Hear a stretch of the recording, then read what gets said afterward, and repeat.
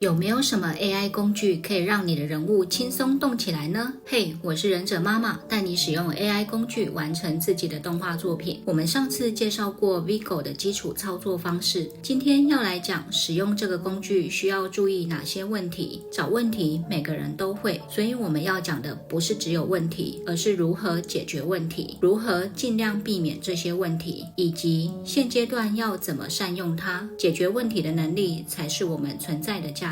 首先，我们来看这个例子，眼尖的同学应该早就发现，手跟身体重叠的部分会出现模糊或是残影，有的动作很明显，有的动作又还好。这个不稳定性是来自于我们的图片，我们图片中的人物手跟身体是有重叠到一点点，所以我们给的图片最好是大字型。大字型在英文称为 T-pose。用 AI 生成图片时，提示词如果加入 T-pose， AI 不一定会懂，可以用姿势参考图的方式图生图，就比较不会有这个问题。再来，长头发跟长裙跟身体都有重叠的地方，也会因为互相干涉而造成演算的结果不如预期，所以使用这个工具尽量用短发、短裙、短裤、长裤等等，可以减少干涉。再来，官网上面有建议人物最好是全身。如果我们的人物只有半身照，会发生什么事呢？它会依照我们上半身的服装自动演算出下半身的服装，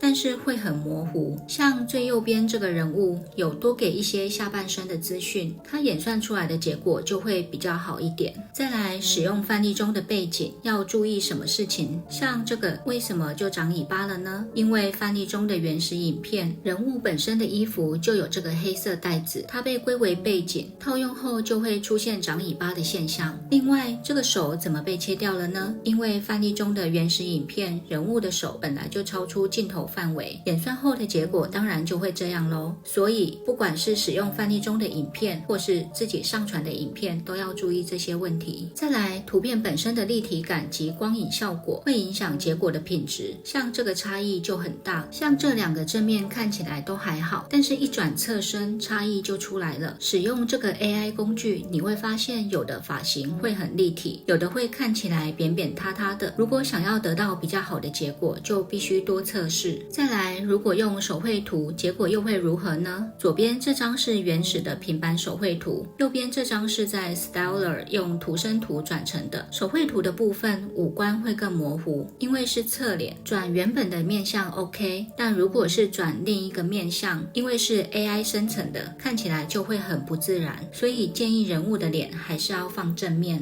再来这一个例子，一样是平板手绘图，用手绘图生成影片时，头上的包包被切掉了，但是在 Leonardo 用图生图之后转成的影片就正常许多。腿如果不够长，它会自动延伸，但一样会模糊掉。有许多同学在问这个效果怎么做，我们就在这边补充一下，这是使用剪映里面的特效，这个分身也是，对，不要怀疑，就是这么简单。科技很发达，工具很简单，重点是你怎么把它用到最极致。再来，看得出来这两张有什么不同吗？没错，就是身形比例。身形比例如果不符合正常人类，头的位置就不一定会正确。即使将手绘图在 Leonardo 用图生图之后再转成影片，也是会有一些问题。像这一张，它就无法辨识出腰带的位置。再来，如果想要自己设计一些角色来转成影片，需要注意哪些地方呢？我们来看这个例子，这个例子是在小画家简单画个雏形，左边这个脸的位置比较下面，转成影片时会很奇怪，所以中间这张我将他的脸部往上移动，就正常许多。右边这张再将头跟肩膀分得更清楚，转成影片之后效果就更正常了。这个例子是在小画家简单画个雏形，再到 Leonardo 用图生图之后再转成影片，转成影片之后效果就更正常了。再来这个例子也是在小画家简单画个雏形，再到 Leonardo 用图生图之后再转成影片。最左边这个图没有肩膀，转出来的影片肩膀部分就会出现异常，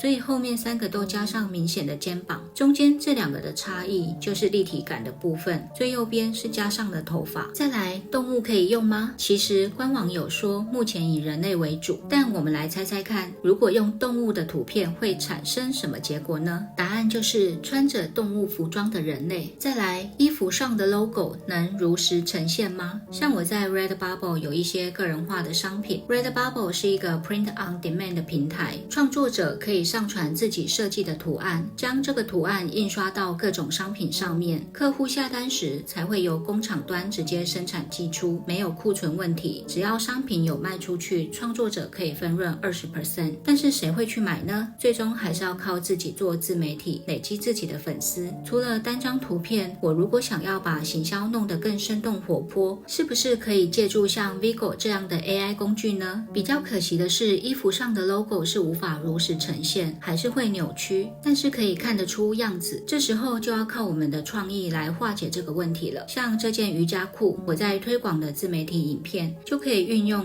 Vigo 来生成这些动作，营造使用这件商品的情境。即使 logo 看不清楚，这时候影响也不大了。其实它除了动作之外，如果有辨识到脸部，眼睛跟嘴巴也会动哦，但就是没有脸部肌肉的表情，大家可以仔细观察看看。好，我们来总结一下。第一，手、头发、长裙跟身体有重叠的部分会造成模糊或异常，要尽量避开这部分。人物图片最好是用 T-pose。第二，要用全身照，虽然下半身会自动生成，但会模糊掉。第三，原始影片人物的服装要注意，以及动作是否会跑出镜头。第四，人物本身最好是有立体感。第五，手绘图的部分要注意脸的位置，尽量使用正面，身材比例要符合正常人类，头上摆饰容易被切掉，要先用 AI 图生图之后再转影片。第六，服装上的 logo 无法被如实呈现，需要发挥其他的巧思及创意。第七，转成影片之后要用绿幕去背的人物，服装最好不要用绿色相关的颜色，因为去背的时候会不容易去除干净。这个工具跟我们最早期讲过的 Animated Drawings 很像，差别在于 Animated Drawings 只有白色背景，但它可以完整呈现手绘稿的图案，不需要符合正常人类的身材比例。有兴趣的同学可以去看我之前的影片哦。今天分享就到这边，谢谢大家。是不是很简单呢？赶快去试试看吧！别忘记订阅我的频道、按赞，还有开启小铃铛，让我们一起站在 AI 这个巨人的肩膀上，看得更高更远吧。